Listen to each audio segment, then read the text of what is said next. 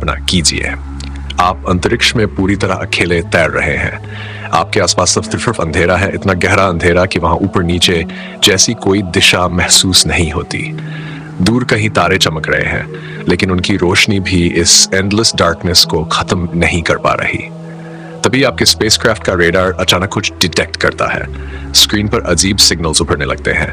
NASA के scientist पृथ्वी पर बैठे डेटा एनालाइज कर रहे हैं, लेकिन उन्हें खुद समझ नहीं आ रहा कि उन्होंने आखिर देखा क्या है। और शायद यही अंतरिक्ष की सबसे डरावनी बात है। वहां मॉन्स्टर्स या एलियंस से ज्यादा टेरिफाइंग चीज है अननोन, क्योंकि जितना ज्यादा नासा ने यूनिवर्स को एक्सप्लोर किया है, उतना ही उसे एहसास हुआ है कि ब्रह्मांड हमारी कल्पना से कहीं ज्यादा अजीब, खतरनाक और रहस्यमयी है। कुछ डिस्कवरीज इतनी डिस्टर्बिंग थी कि उन्होंने साइंटिस्ट तक को डरा दिया। Black holes, dead stars, mysterious signals, dark planets और ऐसी कॉस्मिक घटनाएं जिनके सामने पूरी पृथ्वी बेहद छोटी लगती है। सवाल यह है, नासा ने आखिर अंतरिक्ष में सबसे डरावनी चीज क्या देखी? कहानी शुरू होती है उन तस्वीरों से जिन्होंने इंसानों की यूनिवर्स को देखने की सोच बदल दी। जब हबल स्पेस टेलीस्कोप पहली बार डीप स्पेस की तरफ घूमा, तो साइंटिस्ट को उम्मीद थी कि वहां कुछ डिस्टेंट गैलेक्सीज दिखाई देंगी, लेकिन जो तस्वीर सामने आई उसने पूरी दुनिया को हिला दिया। एक छोटे से काले हिस्से में, जहां पहले कुछ भी नहीं दिखता था, हजारों गैलेक्सीज चमक रही थीं। हर गैलेक्सी में अरबों तारे, यानी यूनिवर्स हमारी कल्पना से कहीं ज्यादा विशाल था। और उसी पल एक डरावना एहसास पैदा हुआ, अगर यूनिवर्स इतना बड़ा है तो हम कितने छोटे हैं। लेकिन असली डर सिर्फ विशालता में नहीं था, बल्कि उन चीजों में था जो उस अंधेरे में छुपी हुई थी। नासा की सबसे टेरिफाइंग डिस्कवरीज में से एक थी ब्लैक होल की असली ताकत को समझना। पहले ब्लैक होल सिर्फ थियोरी माने जाते थे, लेकिन फिर टेलीस्कोप्स ने गैलेक्सीज के सेंटर्स में ऐसे ऑब्जेक्ट्स डिटेक्ट किए जो पूरे स्टार्स को निगल रहे थे। इमेजिन कीजिए एक ऐसा ऑब्जेक्ट जिसकी ग्रेविटी इतनी ज्यादा हो कि रोशनी तक बाहर ना निकल सके। नासा के चंद्रा एक्स-रे ऑब्जर्वेटरी ने ऐसे ब्लैक होल्स डिटेक्ट किए जो अपने आसपास के मैटर को खींचते हुए जाइगेंटिक रेडिएशन ब्लास्ट छोड़ रहे थे। कुछ ब्लैक होल्स इतने विशाल है कि उनका मास हमारे सूरज से अरबों गुना ज्यादा है। और सबसे डिस्टर्बिंग बात, हमारी अपनी मिल्की वे गैलेक्सी के सेंटर में भी एक सुपर मैसिव ब्लैक होल मौजूद है। सजिटेरियस ए स्टार, यानी हमारी पूरी गैलेक्सी एक इनविजिबल कॉस्मिक मॉन्स्टर के इन्फ्लुएंस में घूम रही है। लेकिन शायद उससे भी ज्यादा ईरी डिस्कवरी थी डेड स्टार्स की। जब एक विशाल तारा एक्सप्लोड होकर खत्म होता है, तो कभी कभी उसके बाद बचता है न्यूट्रॉन स्टार, एक ऐसी चीज जिसकी डेंसिटी इतनी ज्यादा होती है कि एक चम्मच मटेरियल का वजन अरबों टन हो सकता है। नासा ने ऐसे न्यूट्रॉन स्टार्स ऑब्जर्व किए जो यूनिमैजिनेबल स्पीड से घूम रहे थे। कुछ तो एक सेकंड में सैकड़ों बार रोटेट करते हैं। इमेजिन कीजिए पूरे शहर जितना बड़ा एक ऑब्जेक्ट जो इतनी तेजी से घूम रहा हो कि उसकी एनर्जी पूरे प्लैनेट्स को डिस्ट्रॉय कर सके। लेकिन फिर साइंटिस्ट्स ने कुछ और भी टेरिफाइंग देखा, मैग्नेटार्स। ये न्यूट्रॉन स्टार्स का एक्सट्रीम वर्जन होते हैं, जिनका मैग्नेटिक फील्ड इतना पावरफुल होता है कि अगर कोई मैग्नेटार पृथ्वी के आधे डिस्टेंस तक भी आ जाए तो वह हमारे सारे इलेक्ट्रॉनिक सिस्टम्स डिस्ट्रॉय कर सकता है। नासा ने मैग्नेटार से निकलने वाले गामा रे बर्स्ट्स डिटेक्ट किए, जो यूनिवर्स की सबसे वायलेंट घटनाओं में गिने जाते हैं। और यही रियलाइजेशन डरावना था कि ब्रह्मांड में ऐसी फोर्सेस मौजूद है जिनके सामने हमारी पूरी सिविलाइजेशन कुछ भी नहीं। लेकिन मिस्ट्री सिर्फ वायलेंट ऑब्जेक्ट्स तक सीमित नहीं थी। कभी कभी नासा ने ऐसी चीजें भी डिटेक्ट की जिनका एक्सप्लेनेशन तुरंत नहीं मिला, जैसे वाउ सिग्नल। ये सिग्नल सीधे नासा ने नहीं, बल्कि सेटी रिसर्चर्स ने डिटेक्ट किया था।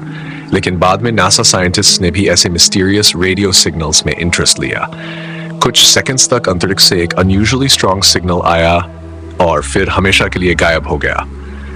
आज तक कोई नहीं जानता कि वह क्या था, नेचुरल फिनोमेनन, टेक्निकल एरर या किसी डिस्टेंट सिविलाइजेशन का एक्सीडेंटल ट्रांसमिशन। इसका कोई इमेजिन कीजिए, अगर यूनिवर्स में कहीं कोई और इंटेलिजेंट लाइफ हो और हम पहली बार उसकी फेंट आवाज सुन लें। यह आइडिया जितना एक्साइटिंग है उतना ही अनसेटलिंग भी। अब इमेजिन कीजिए कि आप पृथ्वी से बहुत दूर निकल चुके हैं। अचानक आपके सामने एक प्लेनेट दिखाई देता है, लेकिन ये किसी सामान्य ग्रह जैसा नहीं। नासा के टेलीस्कोप्स ने ऐसे रोग प्लैनेट्स खोजे हैं जो किसी स्टार के आसपास ऑर्बिट नहीं करते। वे अकेले अंतरिक्ष में भटक रहे हैं, ना कोई सूरज, ना कोई रोशनी, सिर्फ इटर्नल डार्कनेस। कुछ वैज्ञानिक मानते हैं कि ये प्लैनेट्स किसी समय अपने सोलर सिस्टम से बाहर फेंक दिए गए होंगे। सोचिए एक पूरी दुनिया जो हमेशा के लिए अंधेरे में खो चुकी हो, शायद वहां जमे हुए महासागर हो, फ्रोजन माउंटेन्स हो और एंडलेस नाइट। ये आइडिया अपने आप में टेरिफाइंग है, लेकिन नासा की सबसे शॉकिंग डिस्कवरीज में से एक जुड़ी थी मार्स से। दशकों तक मार्स सिर्फ एक सूखा डेड प्लैनेट माना जाता था, लेकिन रोवर्स और ऑर्बिटर्स ने रिवील किया कि वहां कभी रिवर्स, लेक्स और शायद ओशंस भी थे। यानी किसी समय मार्स पर लाइफ फ्रेंडली कंडीशंस मौजूद थीं। लेकिन फिर कुछ हुआ, उसका एटमॉस्फेयर खत्म हो गया, पानी गायब हो गया और वह डेड वर्ल्ड बन गया। और यहीं साइंटिस्ट्स को एक अनसेटलिंग रियलाइजेशन मिला। अगर मार्स जैसी दुनिया मर सकती है तो क्या पृथ्वी भी किसी दिन ऐसा फ्यूचर देख सकती है? यही वजह है कि नासा मार्स को सिर्फ दूसरे प्लेनेट की तरह नहीं, बल्कि पृथ्वी के पॉसिबल फ्यूचर की तरह भी स्टडी करता है। लेकिन शायद नासा की सबसे ईरी डिस्कवरी यूनिवर्स की साइलेंस थी। जब साइंटिस्ट्स ने बिलियंस ऑफ स्टार्स और काउंटलेस प्लैनेट्स डिस्कवर किए, तो एक सवाल और बड़ा हो गया। अगर यूनिवर्स लाइफ के लिए इतना सूटेबल है, तो बाकी सिविलाइजेशंस कहाँ हैं? इसे फर्मी पैराडॉक्स कहा जाता है। शायद इंटेलिजेंट लाइफ बेहद रेयर है, शायद सिविलाइजेशंस खुद को डिस्ट्रॉय कर देती है, या शायद यूनिवर्स इतना विशाल है कि सिग्नल्स हम तक पहुंच ही नहीं पाते। लेकिन ये साइलेंस खुद में डिस्टर्बिंग है, क्योंकि जितना ज्यादा हम यूनिवर्स को एक्सप्लोर करते हैं, उतना ही महसूस होता है कि हम शायद बहुत अकेले हैं। अब इमेजिन कीजिए कि नासा का James Webb space telescope deep universe की तरफ देख रहा है। वह बिलियंस ऑफ ईयर्स पुराने गैलेक्सीज की लाइट कैप्चर कर रहा है, यानी हम पास्ट को देख रहे हैं। कुछ गैलेक्सीज की रोशनी हम तक पहुंचने में इतना समय लेती है कि जब वह निकली थी तब पृथ्वी भी एग्जिस्ट नहीं करती थी। इसका मतलब जब हम डीप स्पेस देखते हैं तो हम समय में पीछे देख रहे होते हैं। और यही रियलाइजेशन ऑलमोस्ट हॉन्टिंग है। यूनिवर्स इतना पुराना है कि इंसानी हिस्ट्री उसके सामने एक पल जैसी लगती है। लेकिन इन सारी डिस्कवरीज के बीच सबसे फैसिनेटिंग चीज शायद डर नहीं, बल्कि क्यूरियोसिटी है। नासा ने जितनी टेरिफाइंग चीजें देखी, उन्होंने इंसानों को उतना ही इंस्पायर भी किया, क्योंकि हर मिस्ट्री एक सवाल पैदा करती है। हर डरावनी डिस्कवरी हमें यूनिवर्स को और समझने के लिए मजबूर करती है। शायद यही साइंस की सबसे खूबसूरत बात है। वह अंधेरे से भागती नहीं, बल्कि उसके अंदर जाकर जवाब खोजती है। जब एस्ट्रोनॉट्स अंतरिक्ष से पृथ्वी को देखते हैं, तो उन्हें एक छोटा सा ब्लू प्लैनेट दिखाई देता है, जो कॉस्मिक डार्कनेस में तैर रहा है। और शायद यही सबसे इमोशनल इमेज है, क्योंकि इतने डेंजरस और मिस्टीरियस यूनिवर्स में पृथ्वी अब तक हमारी सेफ होम रही है। लेकिन नासा की डिस्कवरीज हमें बार बार याद दिलाती है कि ब्रह्मांड इंसानों के लिए नहीं बना।